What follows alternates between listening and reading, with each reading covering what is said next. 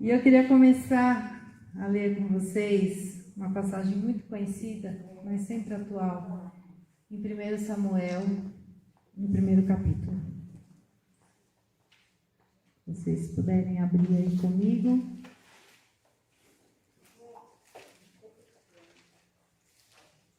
Primeiro Samuel, no primeiro capítulo, a partir do primeiro versículo.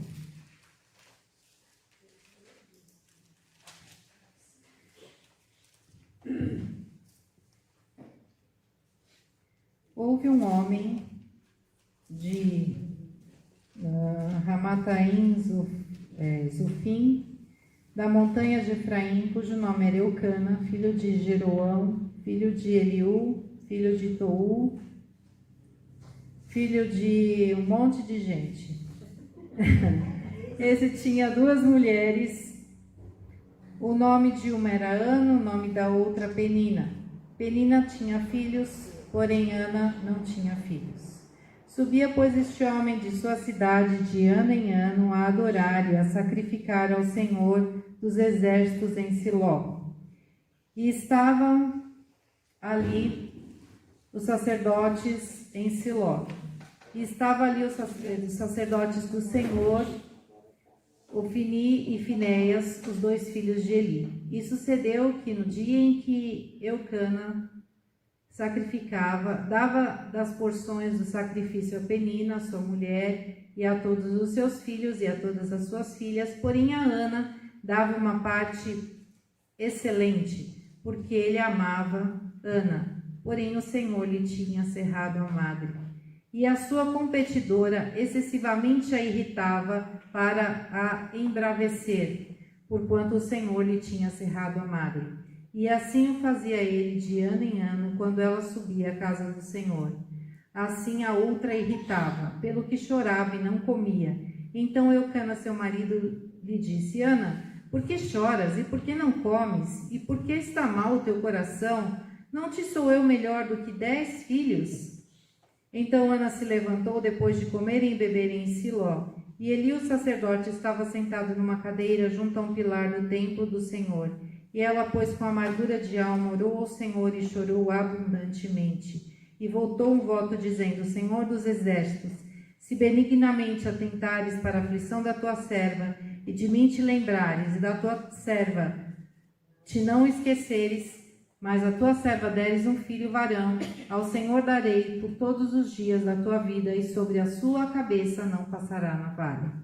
Senhor, lemos a Tua palavra, te pedimos que o Senhor nos esclareça, nos dê entendimento, sabedoria, que falemos somente aquilo que o Senhor quiser.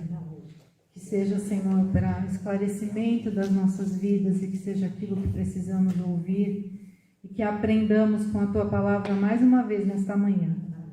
Alegra os nossos corações, os corações de cada um aqui, que a Tua palavra seja ânimo, seja alegria, seja aprendizado para as nossas vidas, em nome de Jesus. Amém. Bom, Eucana, ele tinha duas mulheres e naquele tempo, se a mulher não pudesse gerar filhos, ela poderia até ser devolvida para o seu pai. Era uma vergonha, né? Porque era a função principal da mulher dar filhos ao seu marido, dar continuidade à sua descendência. Mas a Bíblia diz que Eucana amava muito a Ana, né? Não diz nem que ele amava a Penina. E aí nós vamos ver duas atitudes. Penina, ela gostava de irritar a Ana, né? E fala por 2 vezes que ela irritava Ana. Essa era a atitude de Penina.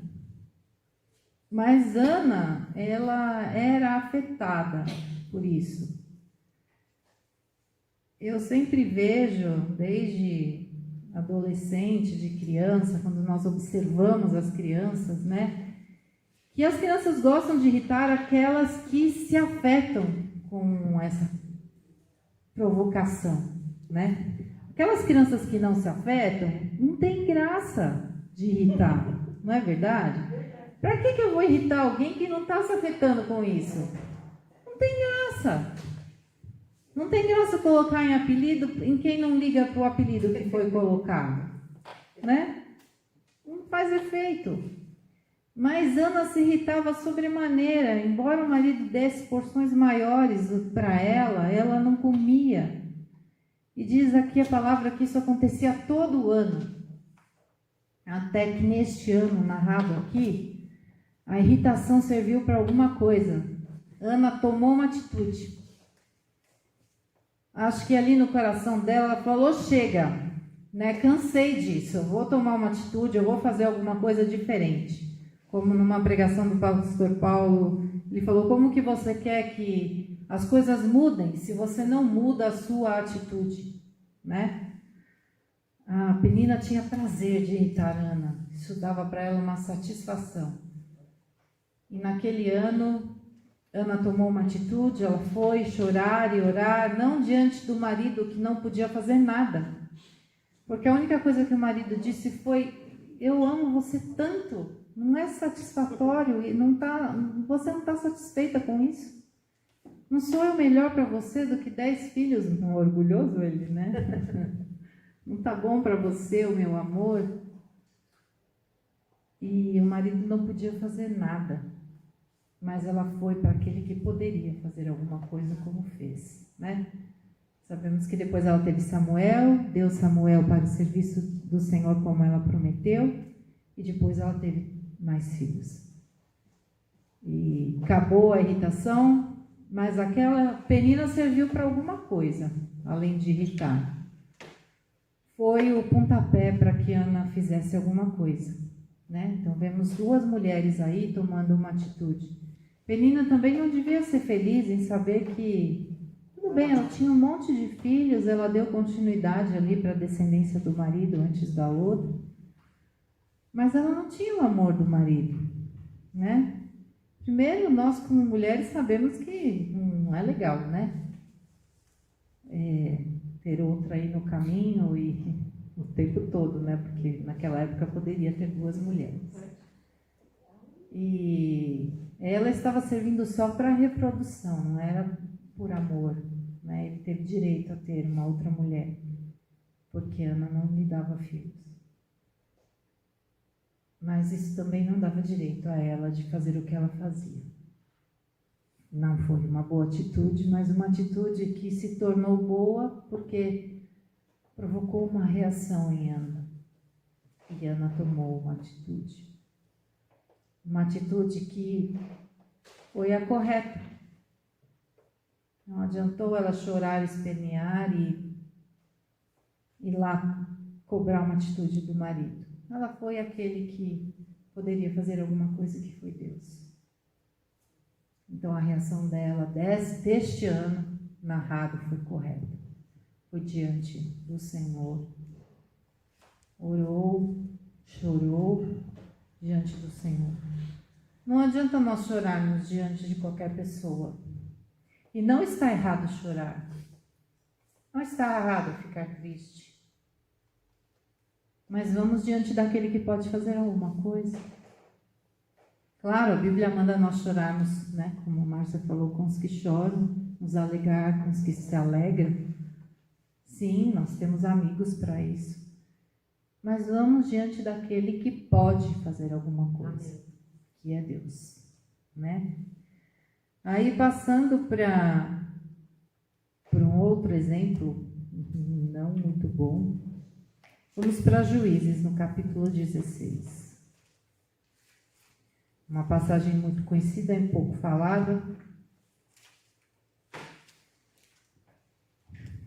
A partir do versículo 4. Só voltar um pouquinho aí na Bíblia.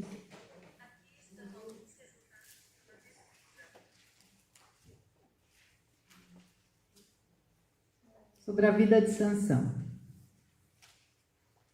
Nós sabemos que a derrota de Sansão foi por causa de mulheres, né?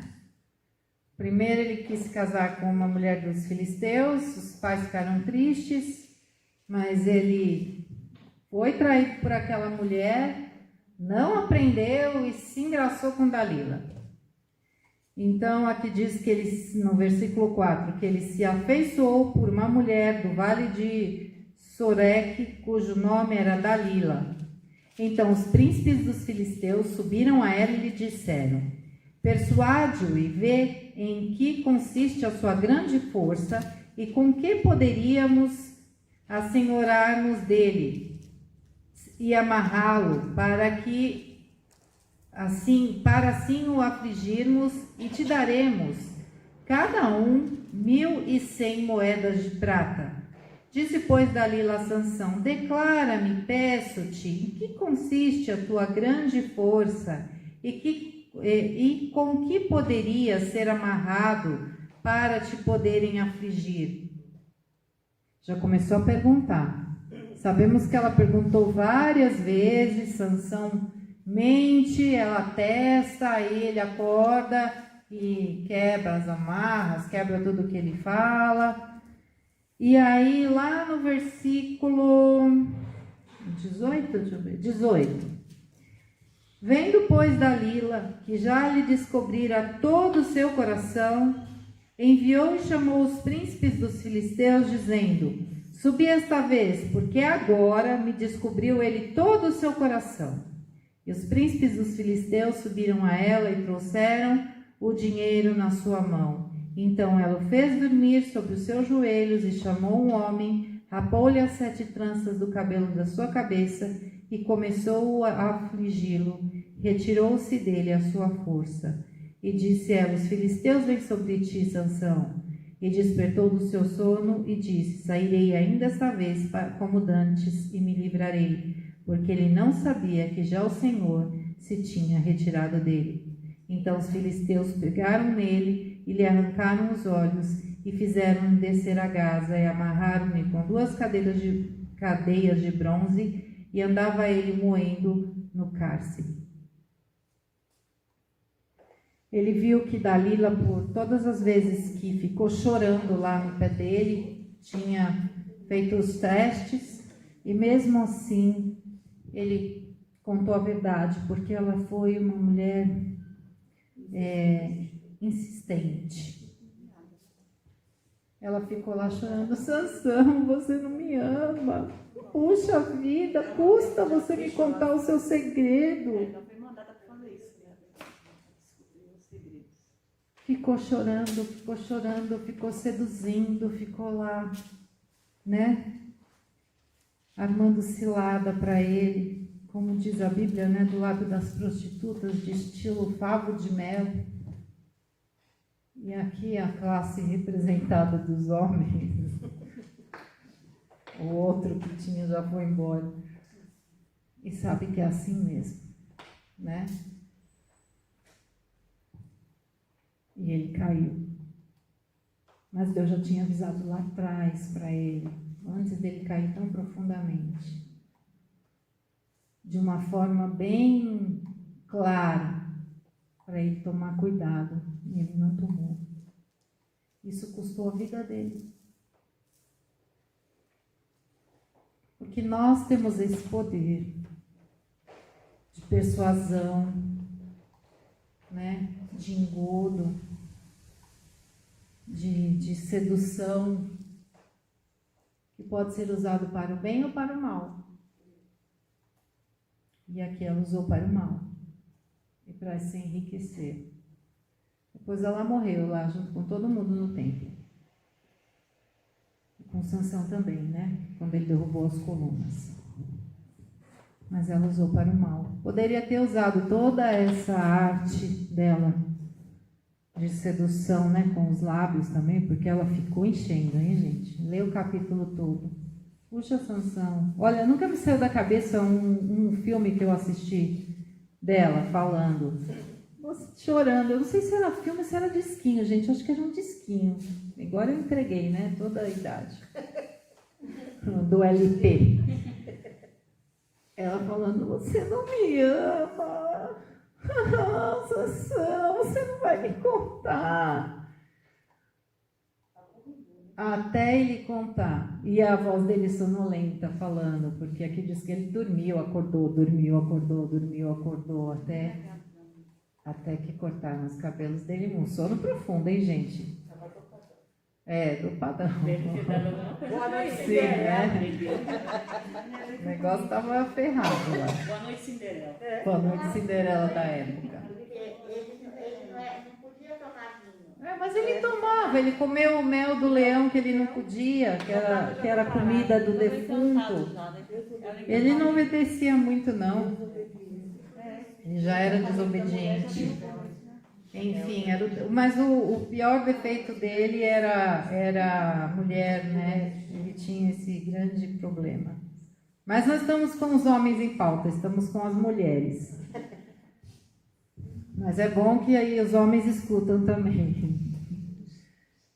E foi isso, ela usou um grande poder da língua, né? Como diz a palavra, o poder da morte e da vida está na língua. E ela usou. Só que a morte daqui era de Sansão.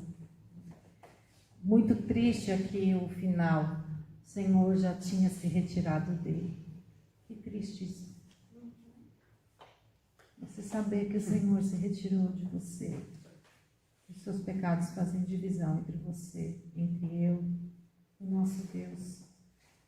O Senhor se retirou dele. Aqui nós sabemos que nessa época não eram todos que eram habitados pelo Senhor, né? Precisavam dos profetas, dos juízes, enfim. Não tinha essa comunhão direta que Jesus trouxe para nós. Mas Sansão tinha esse privilégio. E o Senhor se retirou dele por causa de uma mulher. Olha o poder de uma mulher. Olha o nosso poder. Que nós podemos usar para o bem ou para o mal. Aí vamos para Lucas 8.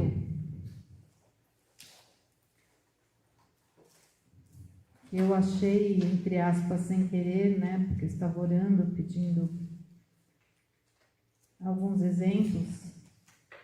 E eu achei aqui em Lucas 8, no primeiro versículo. Nem sempre as mulheres da Bíblia tinham nomes. Nós vemos a mulher do fluxo de sangue, que tinha fé o suficiente para invadir a multidão, já sem força, porque ela já tinha aquela hemorragia há tantos anos, e ela pensou que se ela somente tocasse na veste de Jesus, ela ia ser curada, e ela foi só de tocar na veste de Jesus. Tamanha fé que ela tinha, e ela não tem nome aqui na Bíblia, mas ela é conhecida pela sua fé. E Jesus parou e falou: de mim saiu o poder, alguém me tocou porque de mim saiu o poder. Ela não teve o seu nome revelado, mas ela teve a sua história contada, porque ela teve fé que a livrou da morte. Uma pessoa que está com hemorragia há tanto tempo, devia já ter uma anemia profunda, ia morrer a qualquer momento. Mas a sua fé, a sua determinação de passar pelo meio de uma multidão, ir atrás de Jesus, a curou. Ela não tinha o seu nome revelado. Não são as pessoas famosas que são aquelas que têm determinação e fé, mas são as pessoas que se propõem a fazer algo, que são determinadas, que estão realmente servindo ao Senhor.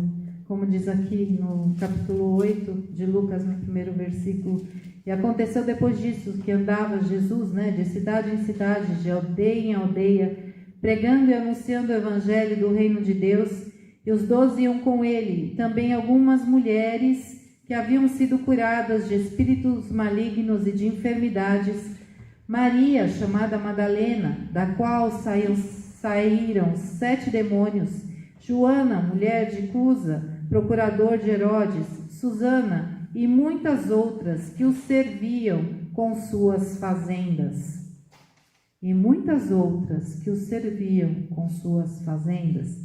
Jesus, quando ele começou o seu ministério, ele tinha uma profissão. Seu pai era carpinteiro. José ensinou, seu pai aqui da terra, lhe ensinou uma profissão. Mas quando ele começou a anunciar as boas novas do evangelho, ele se tornou um missionário. Ele passava seus dias anunciando. Você não vê Jesus trabalhando. Ele precisava de um sustento, ele e os seus discípulos. Quando ele chamava os seus discípulos, eles o seguiram. Quando ele os chamou, eles o seguiram. E eles, pelo que nós vimos, pararam de trabalhar. Eles precisavam de um sustento. E aqui nós vimos que essas mulheres os serviam com suas fazendas. Eram homens sustentados por mulheres. Vocês prestaram atenção nisso aqui na Bíblia? Mulheres ricas que seguiam a Jesus e ajudavam com suas fazendas, supriam os seus alimentos. Tenho certeza que muitas davam a eles roupas, sandálias.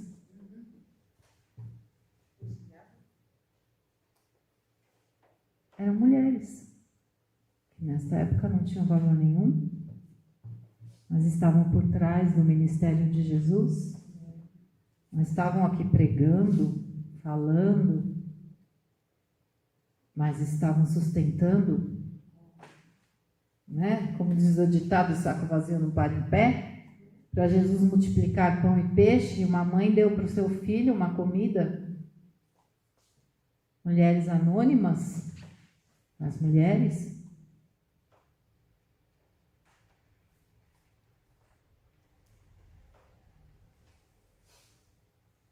Nós precisamos saber que nem sempre, ou quase nunca, o trabalho que nós fazemos é reconhecido pelos homens. Mas não precisa ser, né? Quando nós somos reconhecidos pelos homens, né, todo o galardão já foi ganho. Nosso galardão está no céu. Amém. Né? Que a sua mão direita faz, a sua esquerda não tem que saber. Então, essas mulheres não têm nem os nomes aqui registrados. Nós vemos uma ou outra, ainda Maria, coitada, foi registrada porque ela teve 7 demônios que saíram dela. Acho que ela nem queria que o nome dela tivesse constado aqui, né? Não foi muito bom isso. E Mateus, no primeiro capítulo, que nem é um capítulo que a gente gosta muito de ler uma parte dele. É Mateus? Errei. Não, é Mateus, estou lendo Marcos. Esse eu não marquei. Marcador.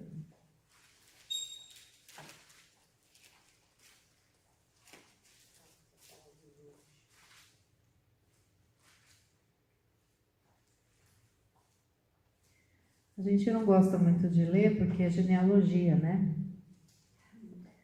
Mas o que eu acho lindo nesse capítulo é que nós temos algumas mulheres marcadas aqui.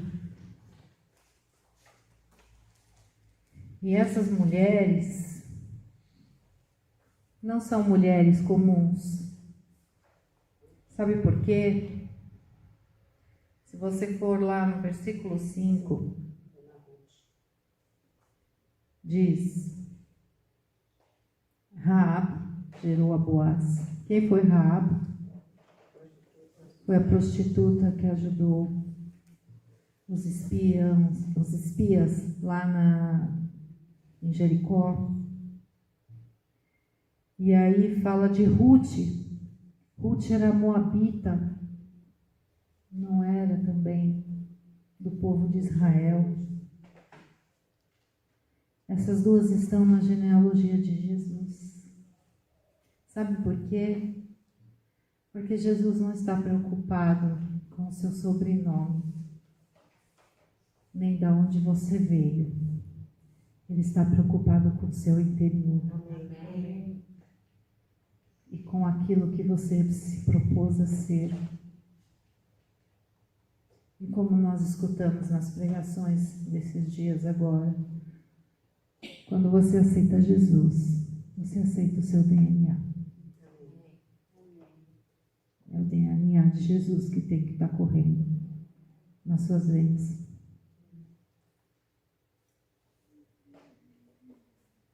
E o que a gente não pode dizer de Esther, que foi lá se preparar 1 ano para encontrar com o rei que poderia não aceitá-la. E ela foi feita rainha para poder salvar todo o seu povo. Ela podia não ter feito nada, mas ela fez, porque ela era obediente. E Ruth, que nós falamos agora, tem um livro com o seu nome, além de estar na genealogia de Jesus, mesmo sendo uma moabita. Ela escolheu seguir a sua sogra, mesmo sendo liberada disso. Sogra, que todo mundo fala sogra, né? Um nome que ninguém gosta muito. Mas ela amou a sua sogra e escolheu ir sem saber o que ia acontecer com ela, porque elas não tinham nada. Não tinham marido, 2 viúvas, sem filhos, porque sua sogra também perdeu os 2 filhos. E foram honradas. Sua sogra foi honrada por ela. Temos muitos exemplos na palavra, mas eu vou ficar só nesses. E eu sei que cada uma de nós aqui não está hoje aqui à toa. Sei de pessoas que poderiam vir e não vieram, porque não era para elas, era para mim, era para você.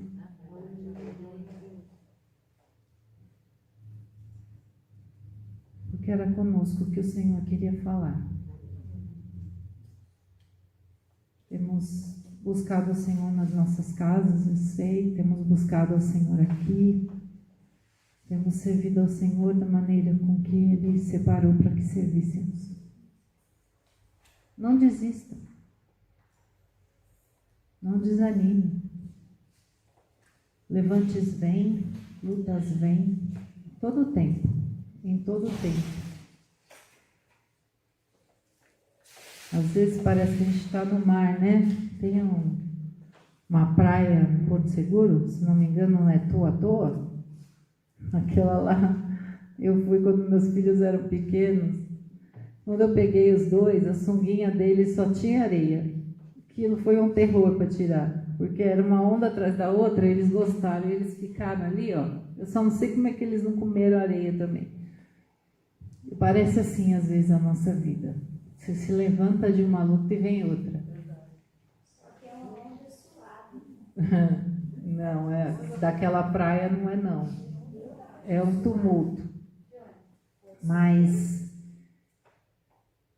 o Senhor é conosco, isso nos fortalece, nos torna mais fortes. E é isso que Ele quer de nós, que cresçamos, não fiquemos como crianças imaturas, né? E se a penina te irritar, toma a atitude certa, vai nos pés daquele que pode fazer alguma coisa, e o seu Samuel vai chegar. Amém?